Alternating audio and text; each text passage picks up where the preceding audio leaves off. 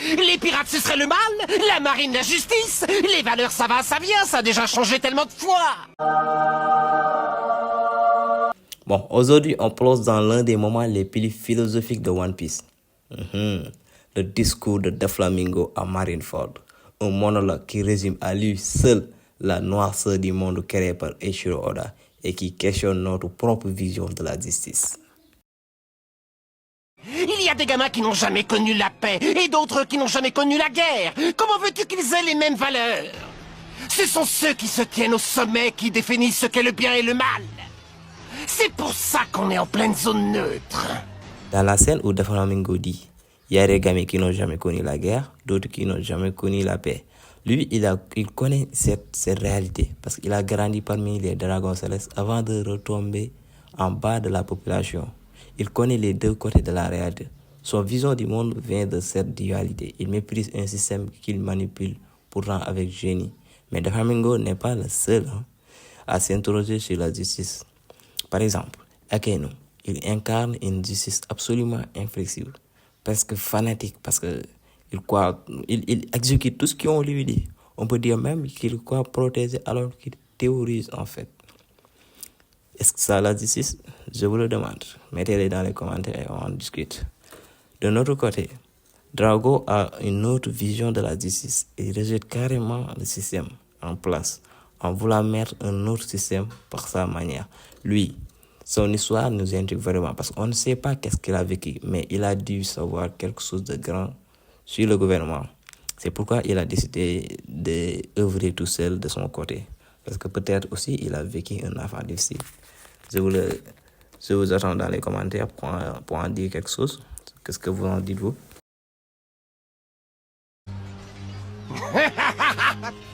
La justice vaincra-t-elle?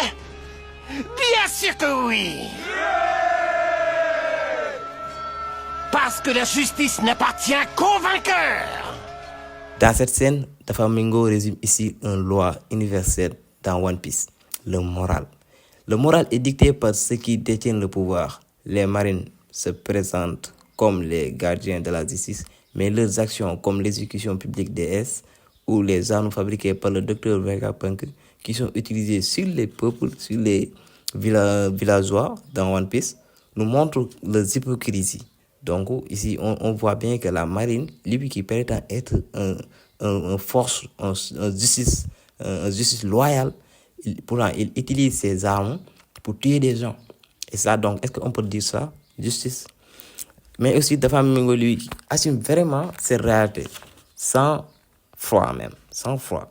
Cette réplique fait écho à des concepts historiques comme l'histoire est écrite par les vainqueurs et comme vous pouvez le voir, dans One Piece, les secrets du gouvernement mondial illustrent cette même idée.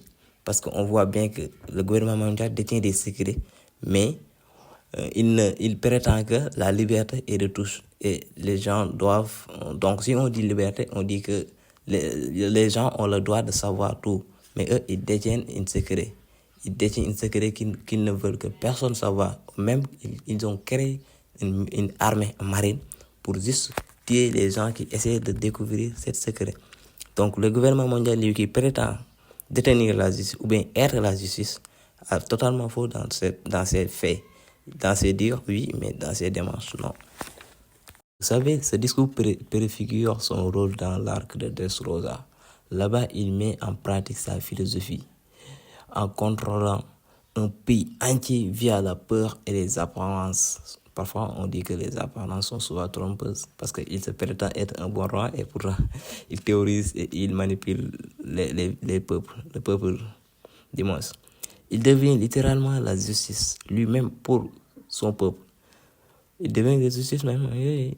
Cela nous laisse dire que son passé de dragon céleste rejeté explique aussi sa haine des faibles et son mépris des règles. Mais attention, si Doflamingo a raison sur les mécanismes du pouvoir, son propre échec contre Luffy prouve que sa vision n'est pas invincible. Non? Donc le vrai justice dans One Piece pourrait bien être celle de ceux qui se battent pour protéger les autres, malgré la divergence. Qu'en pensez-vous?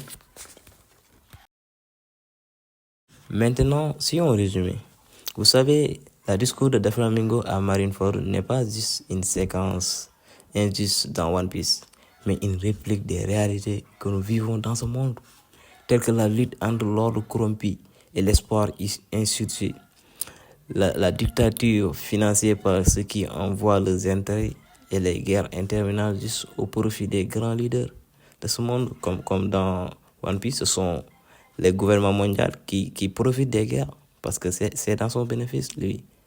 Donc, il sème le chaos quelque part et parfois aussi, il prétend défendre la justice. Et pourtant, il y a certaines raisons, il sème le chaos juste pour pouvoir en profiter parce qu'il peut détruire un pays entier dans son intérêt.